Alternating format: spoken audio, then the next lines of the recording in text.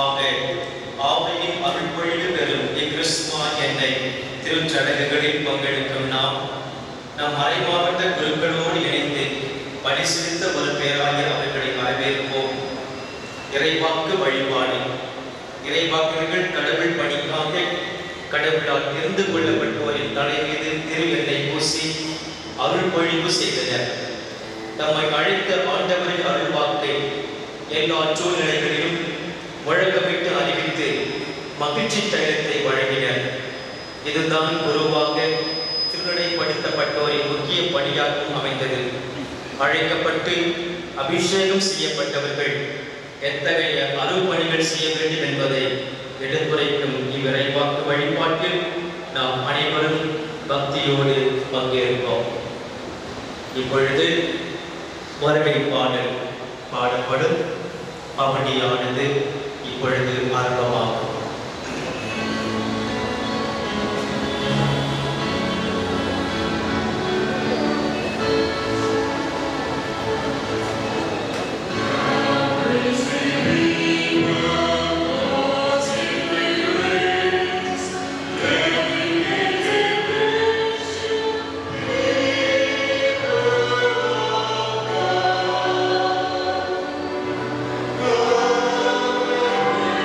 Oh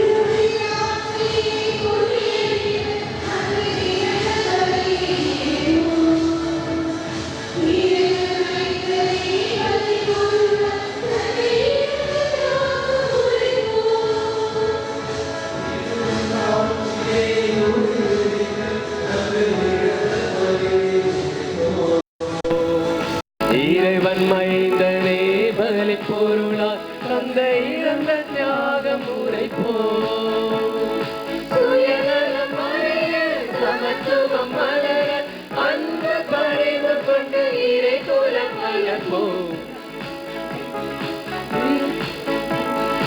இறை குலமே எழுவோம், இறை அரசை அமைப்போம், மறையுடலாய் வருவோம், திருப்பலியில் இணைவோம். இறை குலமே எழுவோம், இறை அரசை அமைப்போம், மறையுடலாய் வருவோம், திருப்பலியில் இணைவோம்.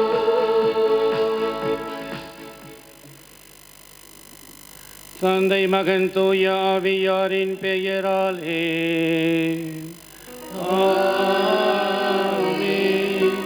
நம் ஆண்டவராகிய இயேசு கிறிஸ்துவின் அருளும் கடவுளின் அன்பும் தூய ஆவியாரின் நட்புறவும் உங்கள் அனைவரோடும் இருப்பதாக.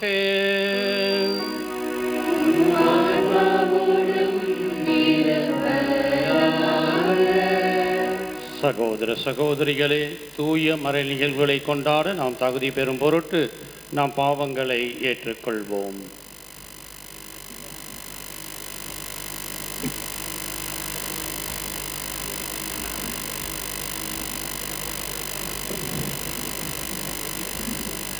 எல்லாம் வல்ல இறைவனிடமும் நான் பாவியை ஏற்றுக்கொள்கிறேன். ஏனெனில் சிந்தனையாலும் சொல்லாலும் செயலாலும் கடமையில் தவறினாலும் பாவங்களை பல செய்தேன். என் பாவமே, என் பாவமே, என் பெரும் பாவமே. ஆகையால் எப்பொழுதும் கனியான புனித மரியாதையும் வானதூதர் புனிதர்களே, சகோதர சகோதரிகளையும் நம் தேவனாகிய ஆண்டவரிடம் எனக்காக வேண்டிக் கொள்ள மன்றாடுகிறேன். எல்லாம் வல்ல இறைவன் நம் மீது இரக்கம் வைத்து நம் பாவங்களை மன்னித்து நம்மை நிலை வாழ்விற்கு அழைத்து செல்லுவாராக. ஆமென்.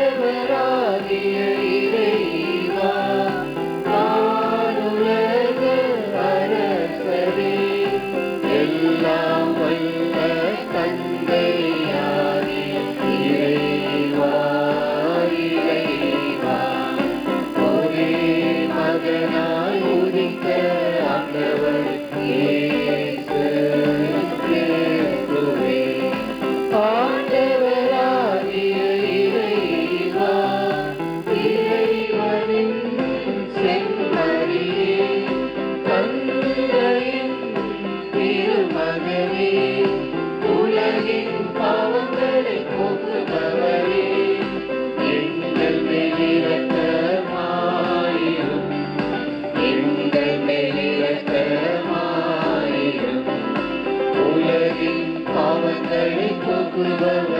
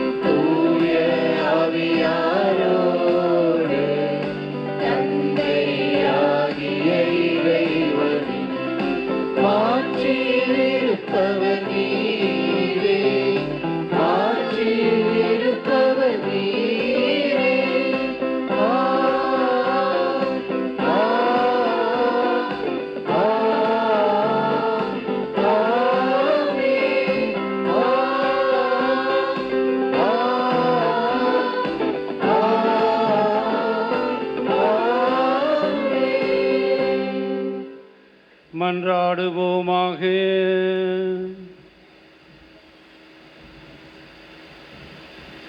இறைவா, ஒரே திருமகனை தூய ஆவியாரால் அருள் பொழிவு செய்து கிறிஸ்துவாகவும் ஆண்டவராகவும் ஏற்படுத்தினீ.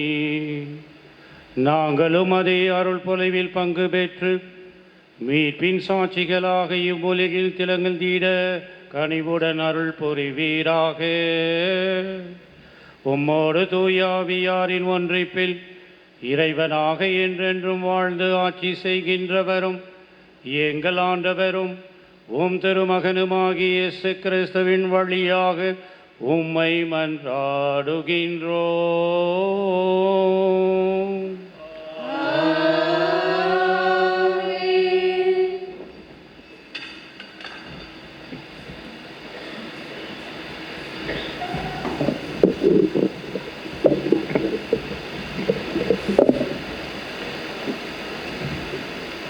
முதல் வாசகம். ஆண்டவர் என் மீது அருள் பொழிவு செய்துள்ளார். இறை வாக்கினர் எசாயா நூலிலிருந்து வாசகம்.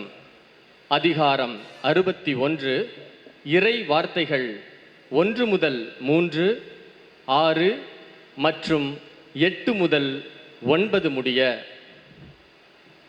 ஆண்டவராகிய என் தலைவரின் ஆவி என் மேல் உள்ளது, ஏனெனில் அவர் எனக்கு அருள் பொழிவு செய்துள்ளார்.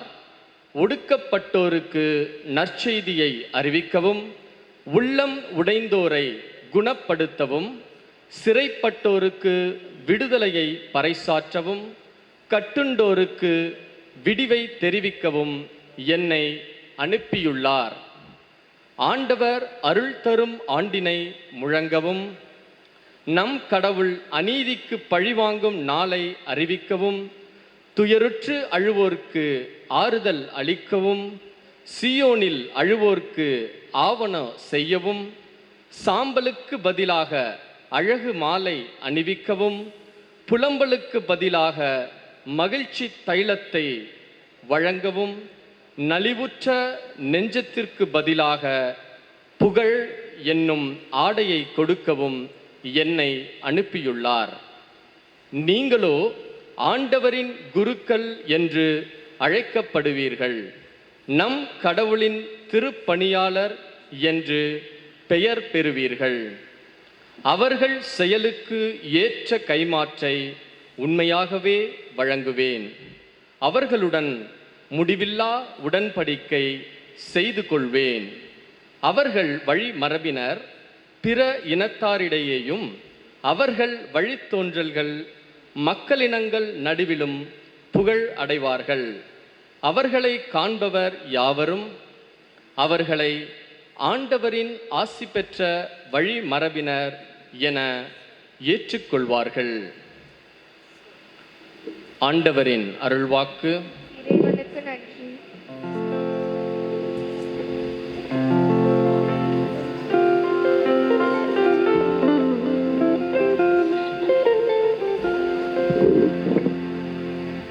நாம் அனைவரும் சேர்ந்து பாட வேண்டிய பதிலுரை பாடல், ஆண்டவரின் பேரன்பை பற்றி நான் என்றும் பாடுவேன். திருப்பாடல் 89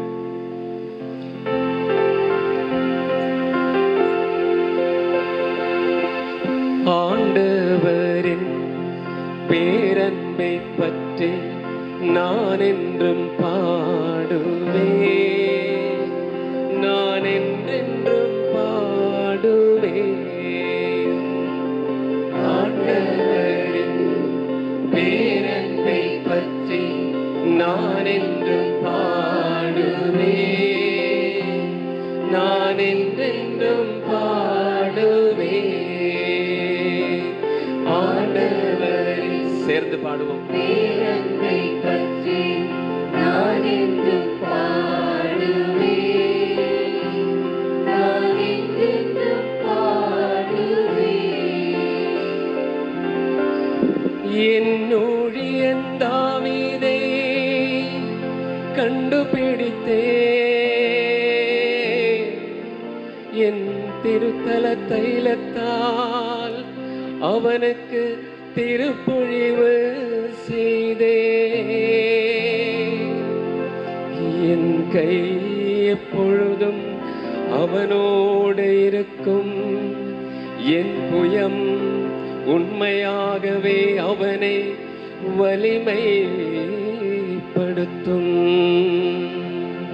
ஆண்டவரின் பேரன்பை பற்றி நான் என்றும் பாடுவேன்.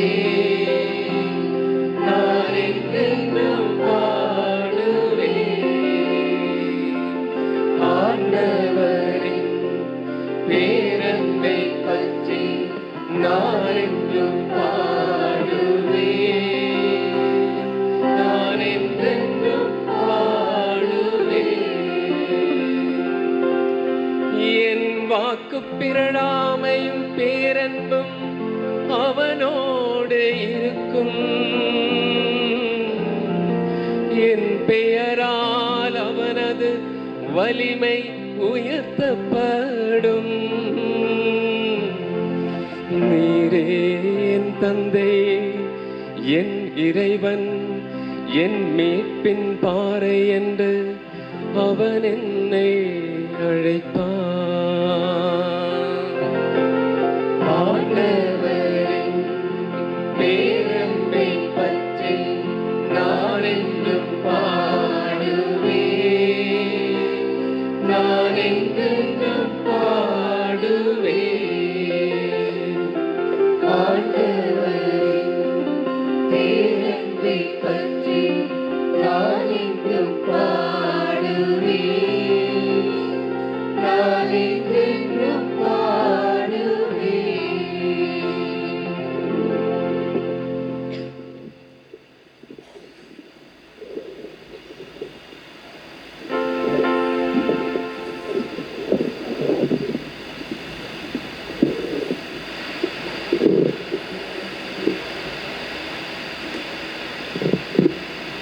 The second reading,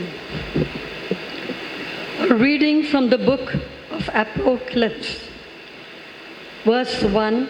chapter 1, verses 5 to 8. He made us a kingdom, priests to his God and Father. Grace to you and peace from Jesus Christ, the faithful witness, the firstborn of the dead, and the ruler of kings on earth. To him who loves us and has freed us from our sins by his blood and made us a kingdom, priests to his God and Father. To him be glory and dominion forever and ever. Amen. Behold, he is coming with the clouds, and every eye will set him, every one who pierced him, and all tribes of the earth will wail on account of him. Even so, amen. I am the Alpha and the Omega, says the Lord God, who is and who was and who is to come, the Almighty. This is the word of the Lord. Thanks be to God.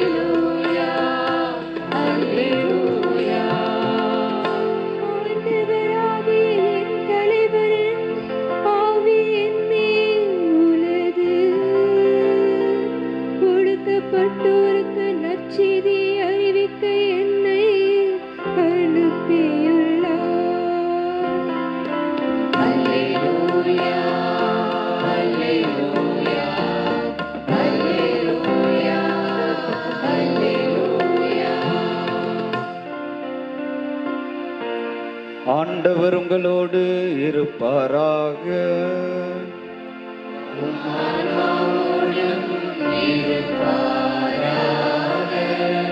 லூக்கா எழுதிய நற்செய்தியிலிருந்து வாசகம். ஆண்டவரே, மாட்சி உமக்கே.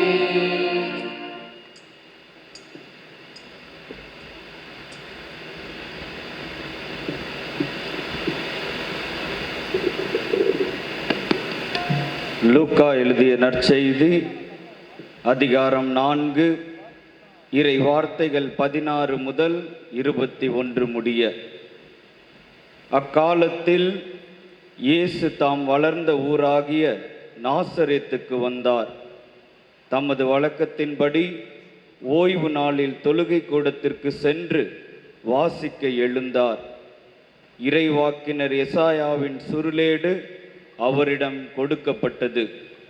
அவர் அதை பிரித்தபோது கண்ட பகுதியில் இவ்வாறு எழுதியிருந்தது: ஆண்டவருடைய ஆவி என்மேல் உள்ளது, ஏனெனில் அவர் எனக்கு அருள் பொழிவு செய்துள்ளார். ஏழைகளுக்கு நற்செய்தி அறிவிக்கவும், சிறைப்பட்டோர் விடுதலை அடைவர், பார்வையற்றோர் பார்வை பெறுவர் என முழக்கமிடவும், ஒடுக்கப்பட்டோரை விடுதலை செய்து அனுப்பவும், ஆண்டவர் அருள் தரும் ஆண்டினை முழக்கமிட்டு அறிவிக்கவும் அவர் என்னை அனுப்பியுள்ளார். பின்னர் அந்த ஏட்டை சுருட்டி ஏவலரிடம் கொடுத்துவிட்டு அமர்ந்தார். தொழுகை கூடத்தில் இருந்தவரின் கண்கள் அனைத்தும் அவரையே உற்று நோக்கியிருந்தன. அப்பொழுது அவர் அவர்களை நோக்கி, நீங்கள் கேட்ட இந்த மறைநூல் வாக்கு இன்று நிறைவேறிற்று என்றார். ஆண்டவரின் அருள்வாக்கு. கிறிஸ்துவே, உமக்கு புகழ்.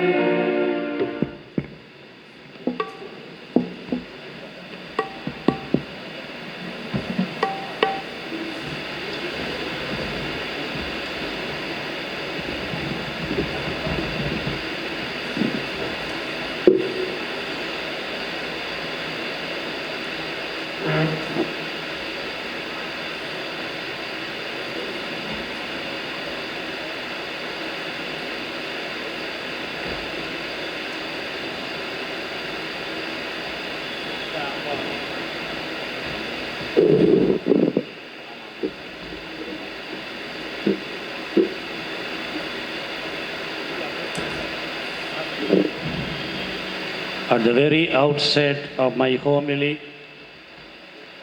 I would like to extend my sincere welcome to His Excellency, Most Reverend Dr. Tony Devota, Bishop Emeritus of Trichy and the son of the soil. Beloved Bishop, we welcome you, most welcome in our midst.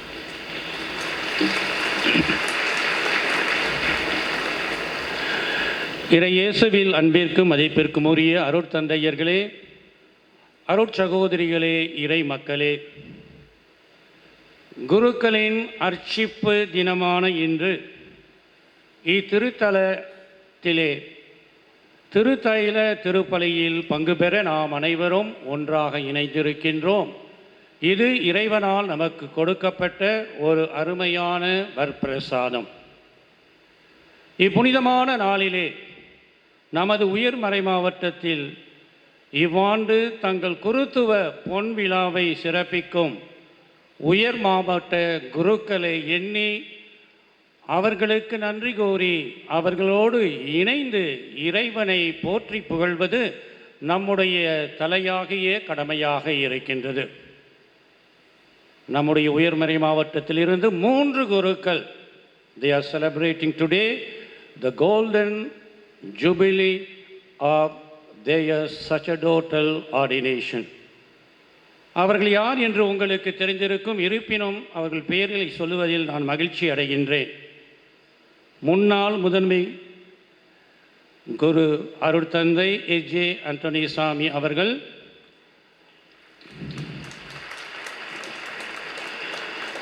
அருட்தந்தை Thomas Simon அவர் இங்கே இல்லை, ஊட்டியில் கொஞ்சம் rest எடுத்துகிட்டு இருக்காங்க. மூன்றாவதாக அருட்தந்தை Kurien Thomas.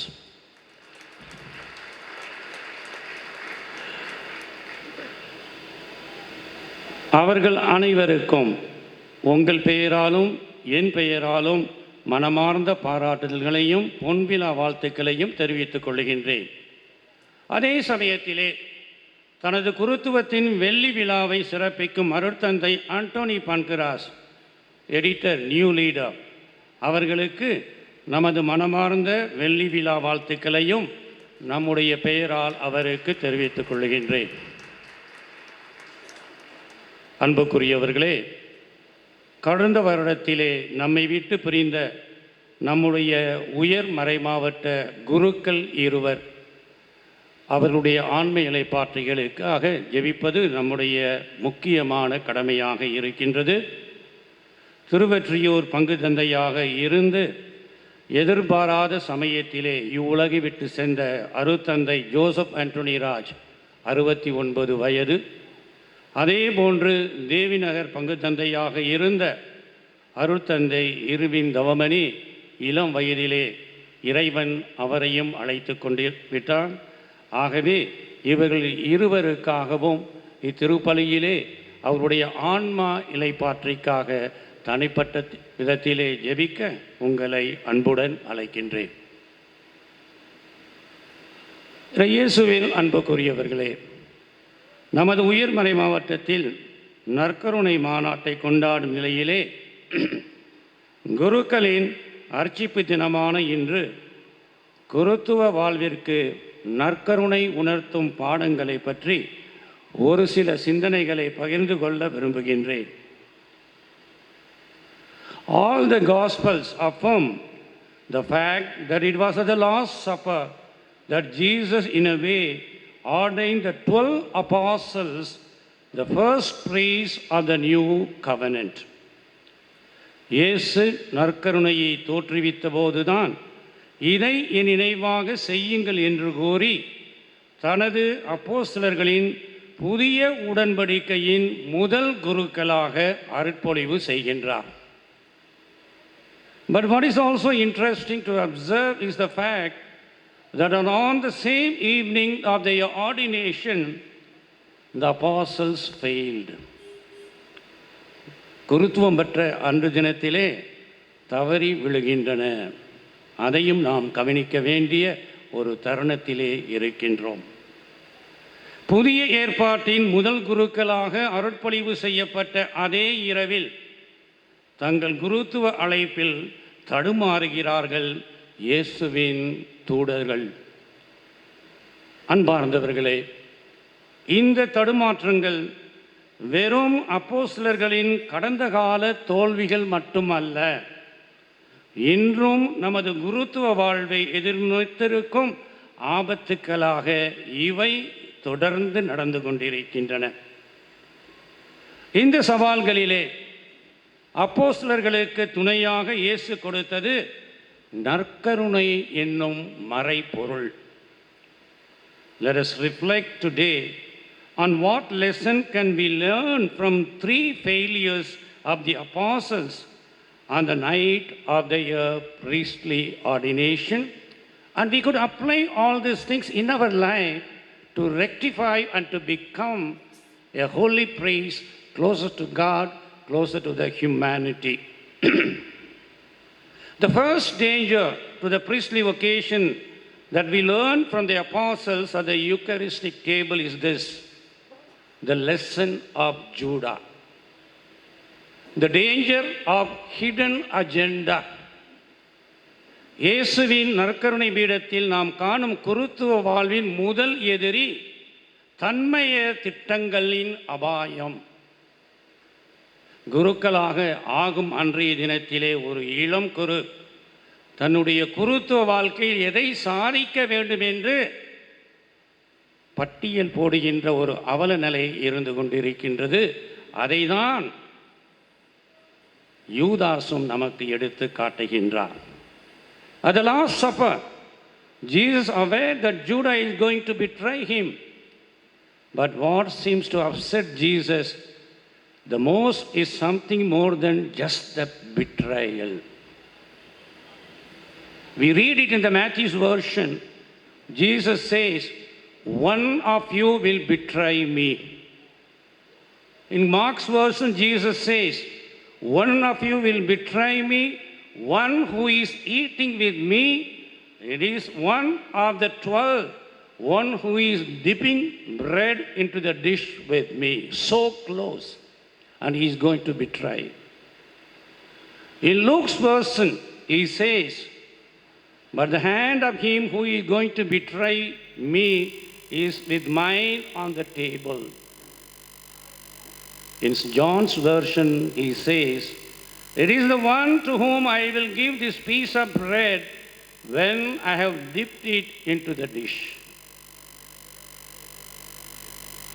My dear brothers and sisters, Jesus is disturbed by the fact that one of his 12 is going to betray him. One who is eating with him is going to betray him. One who is holding his hands is going to betray him. One whom feeds with the world's first Eucharistic meal, he is going to betray him. One whom he called his friend would betray him with a kiss, a sign of deep intimacy. கிறிஸ்துவோடு ஒன்றாக இணைந்து நற்கருணை என்ற பரந்தியிலே அமர்ந்து அவரோடு கை நனைத்து அவரால் அழைக்கப்பட்ட இருக்கின்ற ஒருவரே தன்னுடைய முத்தத்தின் மூலமாக இறைவனை காட்டிக் கொடுக்க தயாராகின்றார்.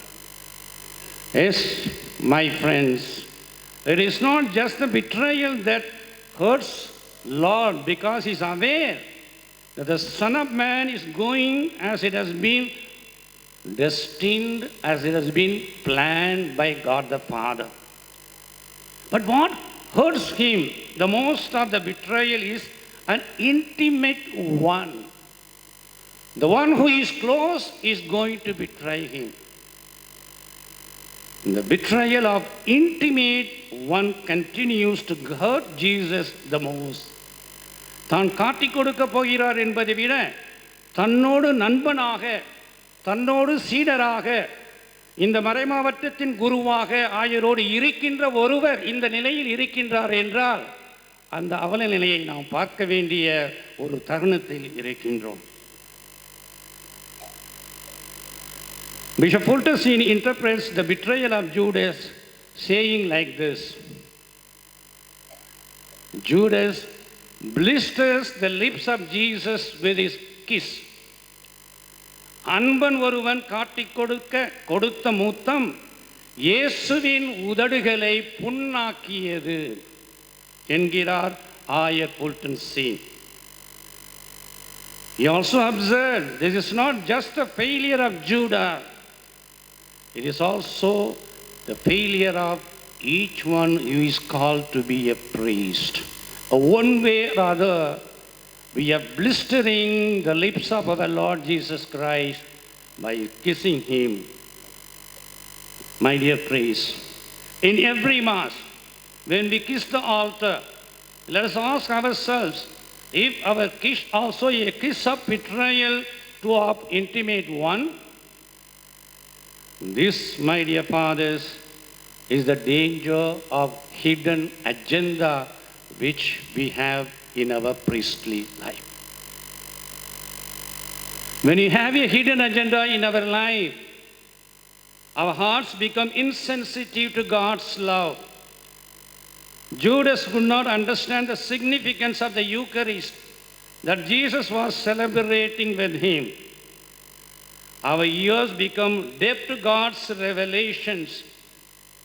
Judas could not open his heart to the Paschal mystery that Jesus had already initiated at the Eucharistic table. Our will resists the call to conversion in spite of Jesus predicting the betrayal by an intimate apostle. Judas could not heed to the call of conversion. The prediction was also an opportunity for conversion, but he could not repent. That is my question today. Today being the day of the sanctification, how many of us we praise are ready to be converted today, accepting our own failures, like that of Judas. Even earlier in the gospel, Jesus was probably aware that Judas had been stealing from the common purse. But we do not have any mention of Jesus challenging him. But because of the mercy, he might have allowed him. That some bishops also do. It's not a sign of weakness, I am telling you. Because of the concern and mercy, fathers. What was done by Jesus Christ. All because he was already determined that this man is going to betray. My dear fathers, my dear sisters, my dear brothers and sisters in Jesus Christ, the failure of Apostle Judas inspires us, dear, today to search our hearts, to make a true examination of our conscience, to analyze myself from the perspective of God. Have I hardened my heart with my hidden agendas that I have become too rigid for God's love? Are my ears attentive to God's revelation? Does my will cooperate with God's call to constant conversion? அன்பார்ந்தவர்களே, நமது தன்மயத்தை தாண்டி இறைவனை நெருக்கமாக அன்பு செய்ய வேண்டும் என்றால், நம்மிடம் இருக்கின்ற இந்த ஹிடன் அஜெண்டாவில் இருந்து விடைபெற வேண்டும் என்றால், விடுதலை பெற வேண்டும் என்றால், நற்கருணை கற்பிக்கின்ற பாடம் நம்மையே வெறுமையாக்குதல். Make yourself empty like the Lord at the sacrament. Give totally, being a true disciple, to do the will of God. Then you will not commit the first failure due to your hidden agenda. The second danger, equally is important, priestly vocation that we learn from the apostles at the Eucharistic table is this: the danger of hierarchy in relationship. இயேசுவின் நற்கருணை பீடத்தில் நாம் காணும் குருத்துவ வாழ்வின் இரண்டாவது எதிரி என்னவென்றால் உறவு முறைவில் உயர்வு தாழ்வு. அன்பார்ந்தவர்களே, இயேசு நற்கருணையையும் குருத்துவத்தையும் தோற்றுவித்த அதே இறுதி இரவு உணவின் போதுதான் இன்னொரு முக்கியமான நிகழ்வும் அரங்கேகின்றது. இயேசு தனது சீடர்களின் பாதங்களை கழுவுகின்றார். இயேசு தனது முதல் திருப்பலியில் தனது சீடர்களின் பாதங்களை கழுவியதின் நோக்கம் என்ன, அர்த்தம் என்ன என்பதை யோசித்து பார்த்திருக்கின்றோமா? காரணம், நற்கருணை என்ற அருள் அடையாளம் புதிய உறவு முறையை ஏற்படுத்துகின்றது என்பதை சுட்டிக்காட்டத்தான் நம் ஆண்டவராக இயேசு கிறிஸ்து தன்னுடைய சீடர்களின் பாதங்களை கழுவுகின்றார். But there is a danger about which I am going to meditate today with you. The lesson of new order of relationship right in the ceremony of the washing. யோவான் நற்செய்தியிலே இயேசு பேதுருவின் பாதங்களை கழுவ வந்தபோது என்ன சொல்கின்றார் பேதுரு? ஆண்டவரே, நீர் என் பாதங்களை கழுவ நான் ஒருபோதும் உம்மை அனுமதிக்க மாட்டேன் என்று தனது எதிர்ப்பை பதிவு செய்கின்றார். அதைத்தான் எதிர்பார்த்தேன். அன்றைய தினத்திலே நம்முடைய பாப்பரசர் பிரான்சிஸ் அவர்கள் சூதான் நாட்டில் வந்த 3 தலைவரிடமும் குனிந்து அவர் காலைங்களை முத்தம் கொடுக்கும்போது வேணான்னு ஒதுங்குவாங்கன்னு பார்த்தா அவங்க ரொம்ப டிப்ளமேட்டிக்காக நின்றுட்டு இருந்தாங்க. ஆனால் இங்கு பார்க்கின்றோம், ஆண்டவரே, நீர் என் பாதங்களை கழுவ நான் ஒருபோதும் அனுமதிக்க மாட்டேன் என்று சொல்லுகின்றார். Why did Peter object to Jesus washing his feet? Obviously, as a sign of his respect that he had for his master, the feeling of unworthiness that must have overcome when the Son of Man had stooped down to touch his feet. But beyond that, there is one more reason which I would like to bring to you. There is also another reason underlying Peter's objection, as highlighted by the famous Christian writer Stephen Hunt in his famous book, Character Studies in the Fourth Gospel. He says, the objection of Peter also reflects the hierarchical order of relationship in the biblical world. Washing the feet is the job of the slave, not of a master. It is this hierarchy of relationship that rebels Peter. பேதுரு தனது கால்களை இயேசு கழுவக்கூடாது என்று கூறியதற்கு காரணம் இயேசு மீது அவர் கொண்டிருந்த மரியாதை மட்டுமல்ல, மாறாக விவிலியத்தில் இருந்த உறவு பிரிவினை முறை. The hierarchical order of relationship among the disciples is also clear in many other instances in the gospel. For example, in Luke's version, there is an interesting detail to be observed. According to chapter 22 of the Gospel of St. Luke, immediately after Jesus pronounced the word of consecration in verses 19 and 20, a dispute arises among them in verse 24 as to which of them was considered to be greatest. பாதங்களை கழுவுகின்றார், ஆனால் அப்போஸ்தலருடைய சண்டை யாரு அல்ல பெரியவங்க.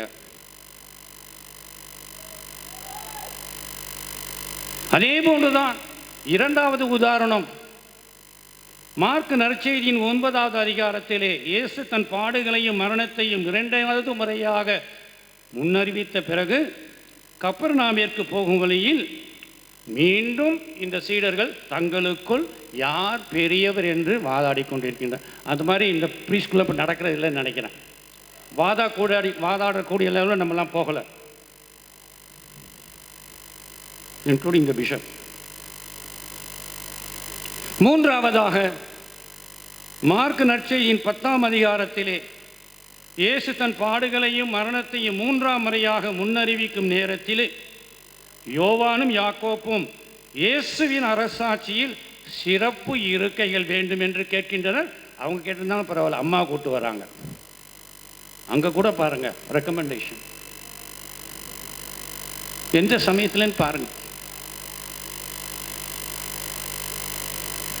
Dear fathers, dear sisters, my dear brothers and sisters, this is not just the case of the apostles, but also a fundamental truth of every Christian life.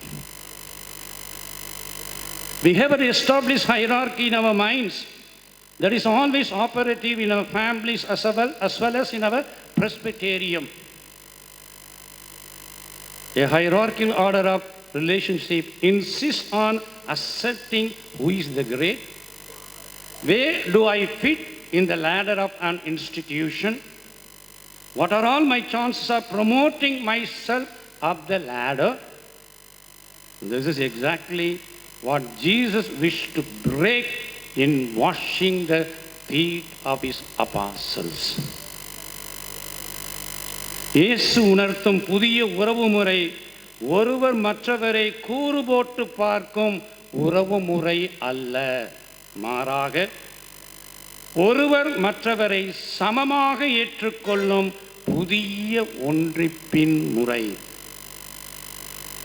நற்கருணையும் குருத்துவமும் தோற்றுவிக்கப்பட்ட அதே இரவில் இயேசு தனது சீடர்களின் பாதங்களை கழுவும் பொழுது, நான் செய்தது போலவே நீங்களும் ஒருவர் மற்றவரின் பாதங்களை கழுவ வேண்டும் என்று வலியுறுத்துகின்றார்.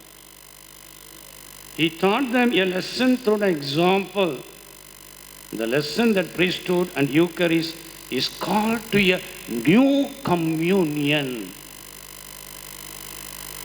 a new order of relationship. My dear fathers, sisters, இயேசுவில் அன்புக்குரிய சகோதர சகோதரிகளே, the danger of hierarchy is a threat to our Christian witness today. As the theme of the Archdiocesan Synod highlights for the year of the Eucharist, our oneness is our true witness. Hierarchy in the church belongs to the administrative order. I repeat, நிர்வாகத்தில்தான் இந்த உயர்வு குறைந்த நிலைகள் இருக்கின்றனவே தவிர நம்மிடையே இருக்கின்ற உறவில் கிடையாது. It is not a graduation of relationship. Hence, our ecclesiastical status does not determine our position in a ladder of relationship. மூன்றாவதாக இறுதியாக the third danger in priestly vocation that we can learn from the apostles at the very day of the constitution of the Eucharist. The danger of spiritual slumber. இயேசுவின் நற்கருணை பீடத்தில் நாம் காணும் குருத்துவ வாழ்வின் மூன்றாவது எதிரி ஆன்மீக தோய்வு நிலை. திருப்பாடலை பாடிவிட்டு இயேசு தனது திருத்தூதர்களை அப்போஸ்தலர்களை அழைத்து கொண்டு கெத்செமனி தோட்டத்திற்கு ஜெபிக்க செல்லுகின்றார். பேதுரு, யோவான், யாக்கோப் ஆகிய மூவரையும் அருகே அழைத்து சோதனைக்கு உட்படாதபடி இறைவனிடம் வேண்டுங்கள் என்று கூறிவிட்டு இயேசு தனியாக ஜெபிக்க செல்லுகின்றார். As we know, each time he comes to check on them, they are in deep sleep. But what is interesting to note is the response of Jesus each time he came to them. According to the Gospel of St. Luke, the first and the second time Jesus says, "Simon, are you asleep? Could you not watch 1 hour? Watch and pray that you may not enter into temptation. The spirit is indeed willing, but the flesh is weak." On the very day of their consecration as praise, look at it, how the weakness of the human fragility takes over the spiritual richness of their calling. That is the human way of looking at the fact. Because it is due to the danger of spiritual slumber. ஆன்மீக தோய்வு நிலை. குருபட்டம் பெற்ற முதல் நாளில் இருந்த அந்த ஆர்வம், அந்த ஆசை, அந்த அர்ப்பணம் சில வருடங்களுக்கு அதே நிலையில் இருக்கின்றதா என்று பார்த்தால் பல சமயங்களிலே நம்முடைய பதில் இல்லை என்று கூற வேண்டிய நிலையில் தான் இருக்கும். இயேசுவில் அன்புக்குரியவர்களே, குருத்துவமும் நற்கருணையும் தோற்றுவிக்கப்பட்ட இறுதி இரவில் இயேசு தனது சீடர்களுக்கு உணர்த்திய மற்றொரு முக்கியமான பாடம் இந்த மூன்றாவது எதிரியை வெல்வதற்காக விழித்திருந்து ஜெபிக்க வேண்டிய அவசியம். Let us remind ourselves of the call of St. Paul in his letter to the Thessalonians, chapter 5, verse 6. "So then, let us not be like others who are asleep, but let us be awake and sober." சில நாட்களுக்கு முன்பாக எனக்கு ஒரு email வந்தது. இங்கே உட்காந்துருக்காங்க, அவங்க பேரை சொல்ல விரும்பலை. அவங்க அருமையான நம்முடைய முன்னாள் பாப்பரசர் Benedict XVI, he has written an article in a German paper dealing with the abusive crisis that is prevailing in the church. In that article, the Holy Father comes out clearly. All this because due to the fact that the Holy Eucharist devalued and often becomes a mere ceremonial gesture. நற்கருணைக்கு கொடுக்க வேண்டிய மரியாதையை கொடுப்பதோடு மட்டுமல்ல, அதற்கு உரிய வணக்கத்தையும் நாம் குறைத்து விடுகின்றோம். ஏதோ சம்பிரதாயத்துக்காக ஒரு சடங்கு முறையாகத்தான் நற்கருணை மாறிக்கொண்டிருக்கின்றது. அதன் காரணமாகத்தான் திருச்சபையிலே தேவையற்ற அனைத்து தீமைகளும் நடந்திருக்கின்றது என்று சுட்டி காட்டுகின்றார். The danger of slumber.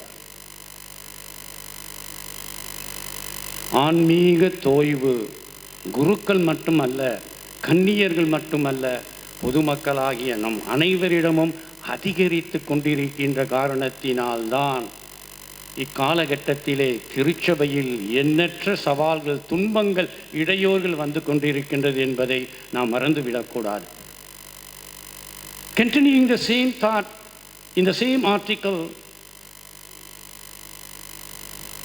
Emeritus Pontiff Benedict XVI says, unlike John the Baptist, that is important for today, the attitude of some of the clergy is this: let Christ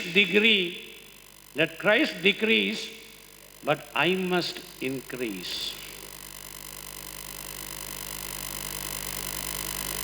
John the Baptist said, I should decrease, Christ must increase. As some of the clergy and their attitude has begun to this level, let Christ decrease, then I, priest, must increase.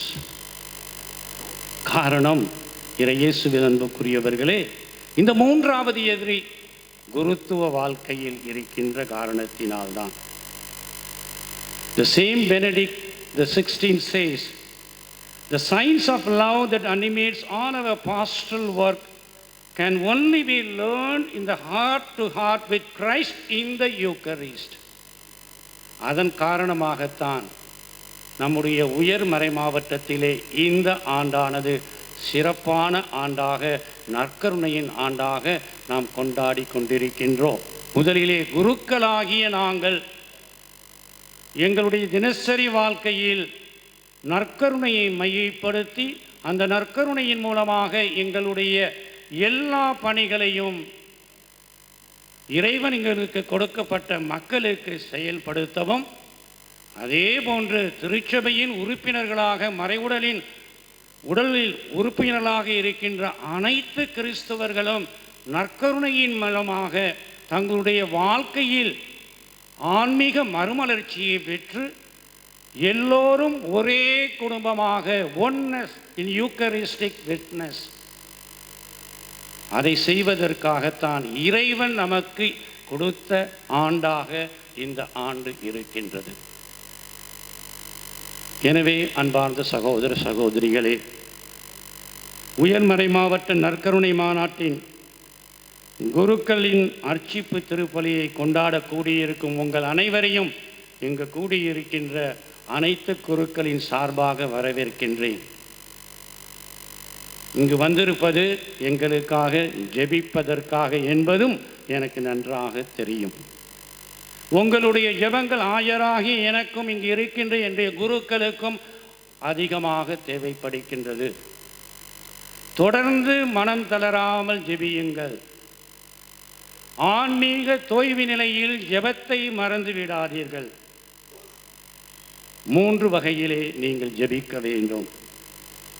நாங்கள் குருக்கள் அனைவரும் எந்த விதமான hidden agenda எங்களுடைய வாழ்க்கையில் கொண்டிராமல், நற்கருணை உணர்த்தும் வெறுமையில் குருத்துவத்தின் மகத்துவத்தை அறிந்து புரிந்து அதை எங்களுடைய வாழ்க்கையில் பின்பற்றி வாழ்ந்து காண்டி சான்று பகரவும், இரண்டாவதாக வேறுபாடுகளை கடந்து ஒன்றிப்பின் சாட்சியத்தில் குருத்துவ குடும்பமாக நாங்கள் சிறந்து உங்களுக்கு எல்லா வகையிலும் வழிகாட்டுகின்ற ஆயன்களாக இருக்கவும், மூன்றாவதாக இறைவனோடு உண்டான ஜெப ஒன்றிப்பில் திவ்ய நற்கருணையை மையப்படுத்தி நாங்கள் அனைவரும் புனிதத்தை நாடுகின்ற குருக்களாக புனிதத்தை பெற்று மகிழ்ந்து அனுபவித்து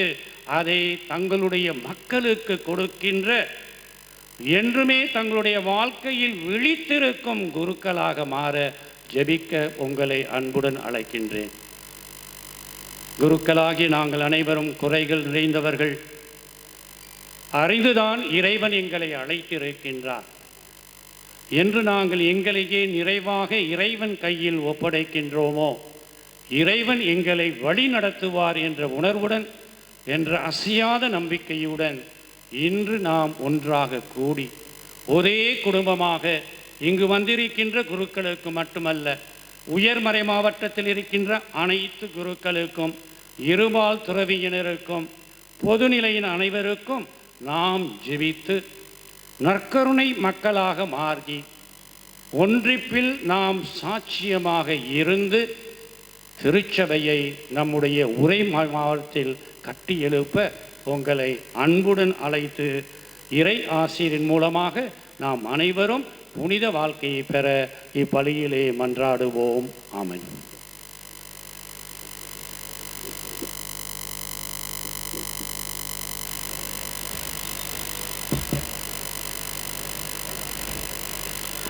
இரண்டாம் பகுதி, குருக்கள் தங்கள் குருத்துவ வாக்குறுதியை புதுப்பித்தல்.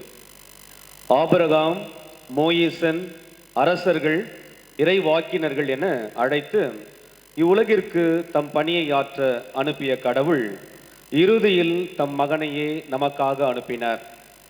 நம் ஆண்டவராகிய கிறிஸ்து தம் பணி குருத்துவத்தை திருத்தூதர்களுக்கும் திருத்தூதர்களின் பிரதிநிதிகளாகிய பேராயருக்கும் பேராயர் வழியாக குருக்களுக்கும் அளித்து தமது பணியை தொடர்ந்து நிறைவேற்ற பணித்திருக்கிறார். ஆகவே பேராயர் தமது மந்தையின் உயர் குருவாக கருதப்படுகிறார். குருக்கள் கிறிஸ்துவால் பெற்றிருக்கும் குருத்துவ வாழ்வை பேராயரிடமிருந்தே பெறுகிறார்கள்.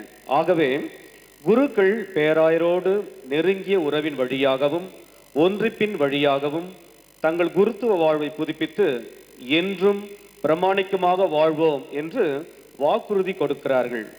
பேராயர் கேட்கின்ற கேள்விகளுக்கு குருக்கள் விரும்புகின்றேன் என்று பதில் மொழி கூறுவார்கள். பின்னர் பேராயர் மக்களை தங்கள் குருக்களுக்காக ஜெபிக்க அழைக்கும் பொழுது, கிறிஸ்துவே எங்களுக்கு செவிசாய் தருளும், கிறிஸ்துவே தயவாய் செவிசாய் தருளும் என்று மக்கள் பதில் சொல்வார்கள்.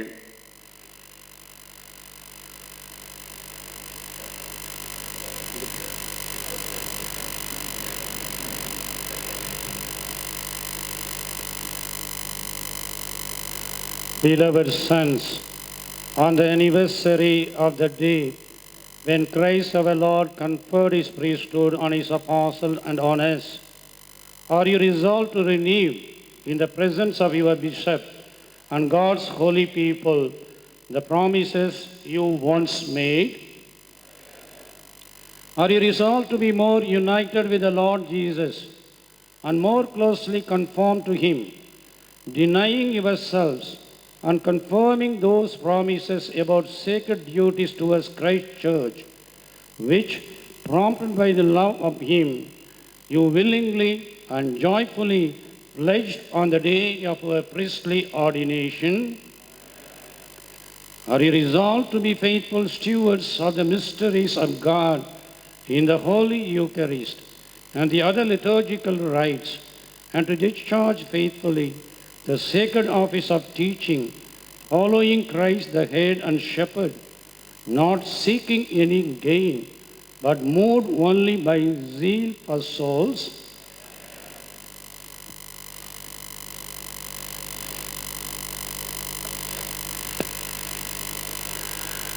As for you, dear sons and daughters, pray for our praise, that the Lord may pour out his gifts abundantly upon them, and keep them faithful as ministers of Christ, the high priest, so that they may lead you to him who is the source of salvation.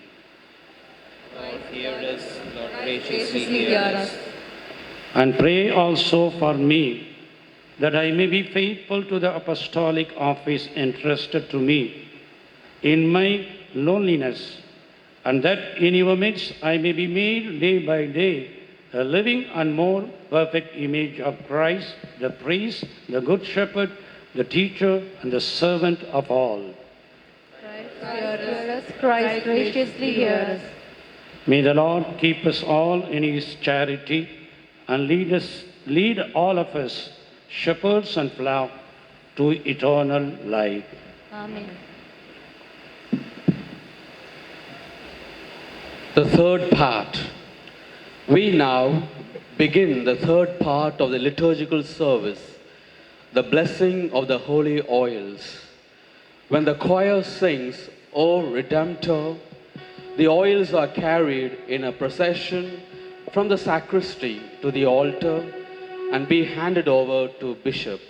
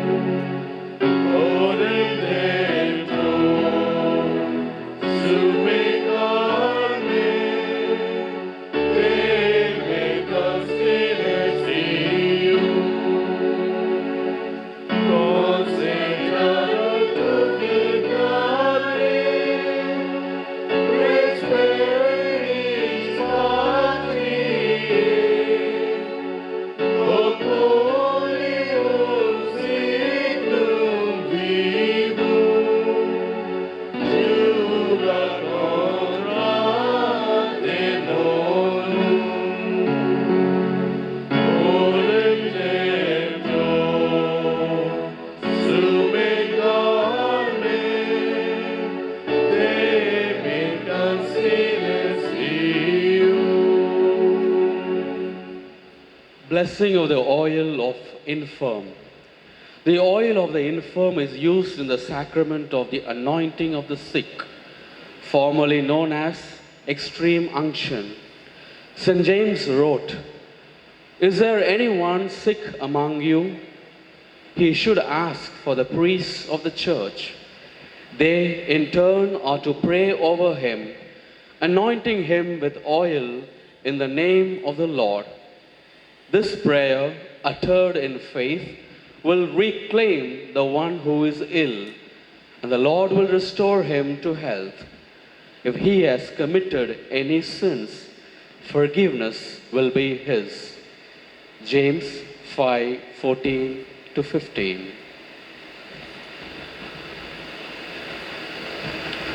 அனைவருக்கும் ஆறுதல் அளிக்கும் இறைவா, நோயுற்றோருக்கு உன் திருமகன் இயேசு கிறிஸ்து வழியாக நலமளிக்க திருவுளமான அன்பு தந்தையே, நாங்கள் நம்பிக்கையோடு எழுப்பும் வேண்டுதல்களை கனிவாய் கேட்டருளும்.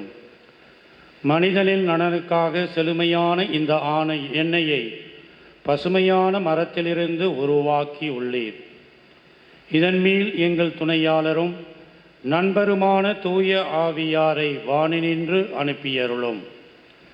இந்த எண்ணெய் பூசப்பெறும் அனைவருக்கும் நோய்கள் வலுக்குறைவுகள் அனைத்தும் அகன்றிடவும், அது உடலுக்கும் உள்ளத்திற்கும் ஆன்மாவுக்கும் நலமளிக்கும் பாதுகாப்பாய் இருக்கவும் இதனை நிறைவாக அறிச்சத்தருளும்.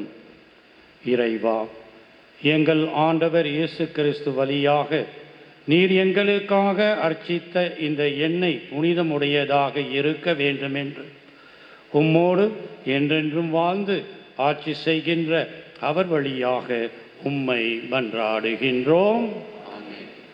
Blessing of the oil of catechumens.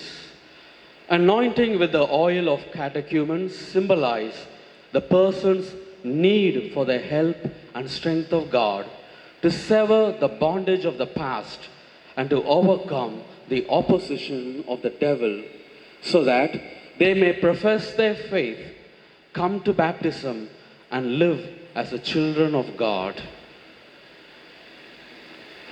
நம்பிக்கை உள்ளவருக்கு ஆற்றலும் ஆதரவுமான இறைவா, வலிமைக்கு அடையாளமாக எண்ணெயை அமைத்த ஆண்டவரே, இந்த எண்ணெயை ஆசீர்வதித்தருளும். திருமுழுக்கு பெற ஆயத்தமாகும் மக்கள் மீது இந்த எண்ணெயை பூசுவதால் அவர்கள் இறை ஞானமும் ஆன்ம ஆற்றலும் பெற்று கிறிஸ்துவின் நற்செய்தியை மென்மேலும் ஆழமாய் அறிந்து கொள்வார்களாக. திரு அவை குடும்பத்தில் புதிதாக பிறப்பதில் மகிழ்ந்து உம்முடைய உரிமை பேரான மக்களாக அருள வேண்டுமென்று எங்கள் ஆண்டவராகிய கிறிஸ்து வழியாக உம்மை மன்றாடுகின்றோம். Consecration of Holy Chrism. The Holy Chrism is a mixture of olive oil and balsam and aromatic resin. This oil is linked with the sanctification of individuals.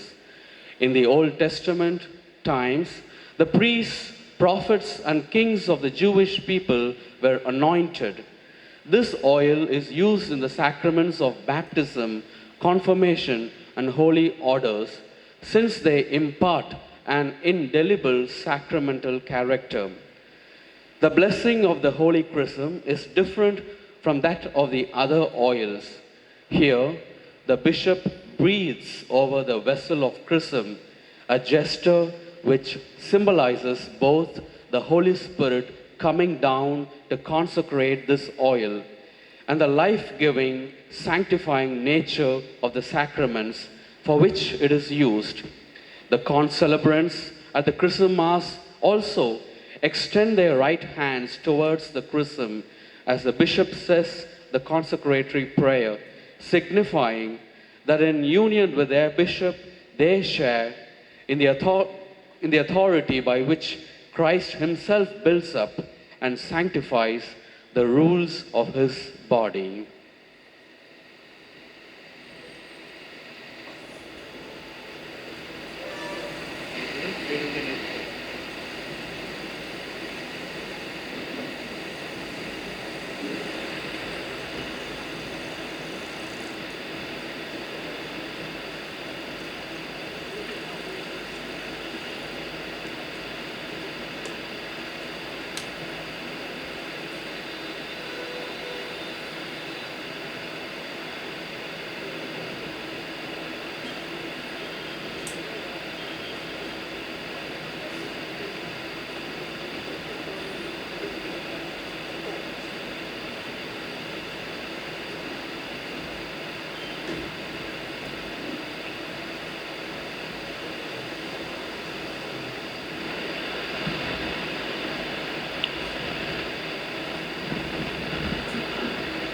அன்பான சகோதரர்களே, எல்லாம் வல்ல இறைவனாகிய நம் தந்தையை இத்தயலத்தை ஆசிர்வதித்து அர்ச்சிக்க வேண்டுமென்று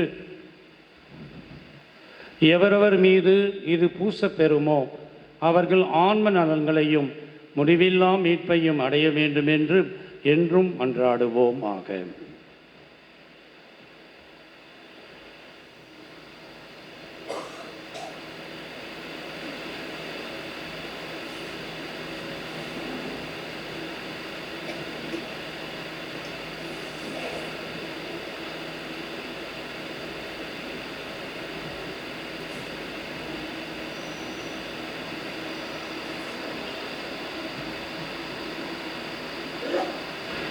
அனைத்தையும் படைத்தாலும் இறைவா, எவ்வகை முன்னேற்றமும் சிறப்பாக ஆன்ம வளர்ச்சியும் உமது அருளால்தான் உருவாகின்றன. எங்கள் வழியாக திரு அவை மகிழ்ச்சியுடன் அளிக்கும் புகழ்ச்சி பலியையும் வணக்கத்தையும் கனிவுடன் ஏற்றருளும். நீரே எல்லா காலங்களிலும் கனிதரும் மரங்களை தரையினின்று தோன்ற செய்தீர். அவ்வாறு முளைத்த ஒலிவ மரத்திலிருந்தே வருங்கால காட்சி கண்ட தாவீது அரசர் என்னையால் உம்முடைய அருள் அடையாளங்கள் அளிக்கும் இறை வாழ்வையும் முகமலர்ச்சியையும் கண்டறிந்து உம்மை புகழ்ந்து பாடினார். முற்காலத்தில் வெள்ளப்பெருக்கினால் பாவக்கொடு செயல்கள் அழிந்தபின் அமைதிக்கு அடையாளமாக புறா கொண்டு வந்த ஒலிவ மரக்கிளைகளை இந்த எண்ணெயின் பிற்கால பணியை முன்னிறுத்தும் அடையாளமாக அமைந்தது. இன்னும் மேலான அருட்கொடைகளை இவ்விறுதி நாட்களில் நீர் தருவீர் என்பதும் இதனால் தெளிவாக விளங்கிற்று. எவ்வாறு எனில், திருமுழுக்கு தண்ணீர் பாவங்களை கழுவி போக்கியவன் இந்த எண்ணெயை பூசுவதால் எங்களுக்கு முகக்கலையும் பொலிவும் தந்து நாங்கள் உம்மில் மகிழ செய்கின்றீர். எனவேதான் ஆரோனை தண்ணீரால் கழுவிடவும் இத்தைலத்தை அவர் மேல் வார்த்து அவரை குருவாக ஏற்படுத்தவும் நீர் உம் ஊழியனாகிய மோயிசனுக்கு பணித்தீர். இதைவிட மாண்புமிக்க வரவிருக்கின்றனர் என்பதற்கு இதுவும் ஒரு முன் அடையாளமே.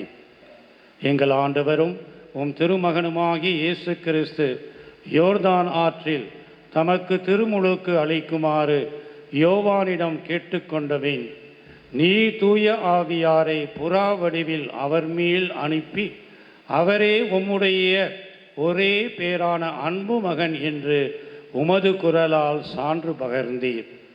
இவ்வாறு உம் கடவுள் நம் தோழர்களை விட மேலாக உம்மை மகிழ்ச்சி தைலத்தார் அருட்பொழிவு செய்தார் என்று தாவீது அரசர் முன்னுருந்து பாடிய இறைவாக்கு முற்றிலும் நிறைவேற செய்தருளினீர். ஆகவே இறைவா, நாங்கள் தாழ்பணிந்து உம்மை வேண்டுகின்றோம். உம் திருமகன் கிறிஸ்து வழியாக தேவரீர் செழுமையான இத்தைலத்தை ஆசீர்வதித்து அர்ச்சித்து தூய ஆவியாரின் வல்லமையை நிறைவாய் இதனுள் பொழிந்தருளும். கிறிஸ்துவின் பெயரால் தான் இது கிறிஸ்துமா என அழைக்கப்படுகின்றது. உம்முடைய குருக்களையும் அரசர்களையும் இறைவாக்கினர்களையும் மறை சாட்சிகளையும் இத்தைலத்தால் தான் நீர் அருட்பொழிவு செய்து வந்துள்ளீர். இறைவா, திருமுழுக்கில் புதுப்பிறப்பு அடைவோருக்கு இக்கிறிஸ்மா தைலம் மீட்பும் உயிரும் அளிக்கின்ற அறிகுறியாக அமைகின்றது. இவ்வாறு ஆதாம் வழிவந்த முதல் பிறப்பின் சீரழிவெல்லாம் கழுவ பெற்று மாய்ந்தொழிவதாக.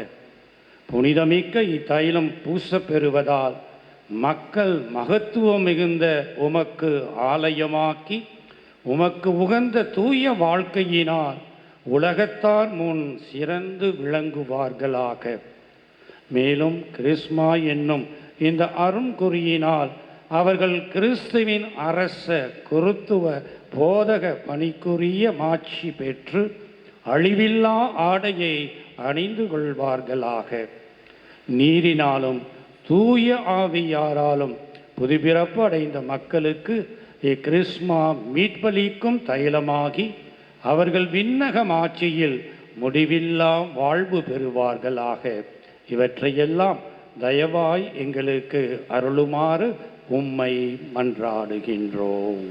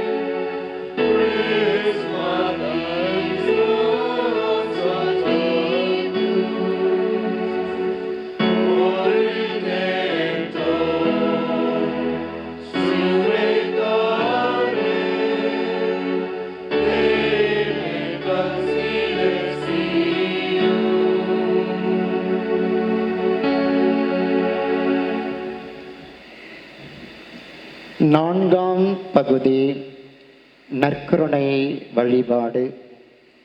அன்புக்குரியவர்களே, இன்றைய திருவழிபாட்டின் 4வது பகுதியாகிய நற்கருணை வழிபாடு இப்போது தொடங்குகிறது. தலைமை குருவாகிய கிறிஸ்து தம் ஒரே குருத்துவத்தின் பலன் உலக மக்கள் அனைவருக்கும் சென்றடையும் பொருட்டு பணியாளர்கள் பலரை சீடர்களாக தேர்ந்தெடுத்தார். அவரது வாழ்விலும் பணியிலும் தமது உடனிருப்பு நற்கருணை வழியாக தொடர ஏற்பாடு செய்தார். அப்பணியாளர்கள் அதே கிறிஸ்துவின் பெயரால் திருப்பலியை புதுப்பித்து அருள்வாக்கு அருள் அடையாளங்கள் வழியாக இறை மக்களுக்கு புத்துயிர் அளிப்பர். அப்பணி நம்மிலும் நம் வழியாகவும் தொடர்ந்து நடைபெற்று நாம் அனைவரும் அரச குருத்துவத்தின் அன்பு மக்களாக வாழும் அருள் வேண்டி இவ்வழிபாட்டில் பங்கெடுப்போம்.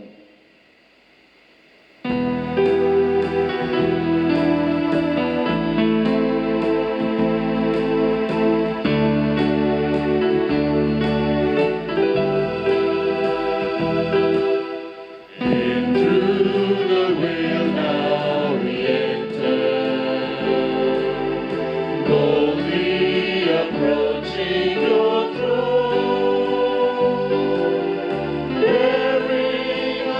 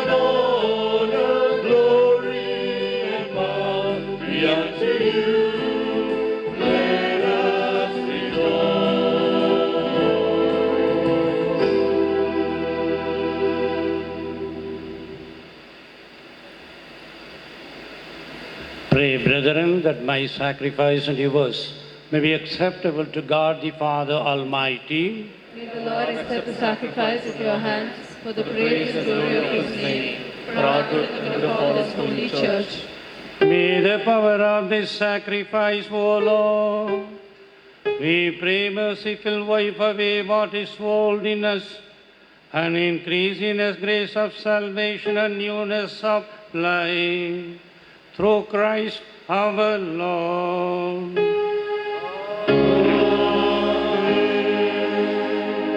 The Lord be with you. And with your spirit, Lift up your hearts. we lift them up to the Lord. Let us give thanks to the Lord our God. It is right and just. It is truly right and just, our duty and our salvation, always and everywhere to give you thanks, Lord, Holy Father, Almighty and eternal God.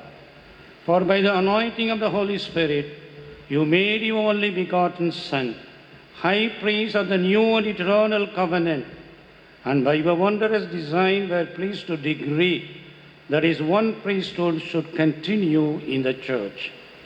For Christ not only adorns with the royal priesthood the people he has made his own, but with a brother's kindness he also chooses men to become sharers in his sacred ministry through the laying on of his hands.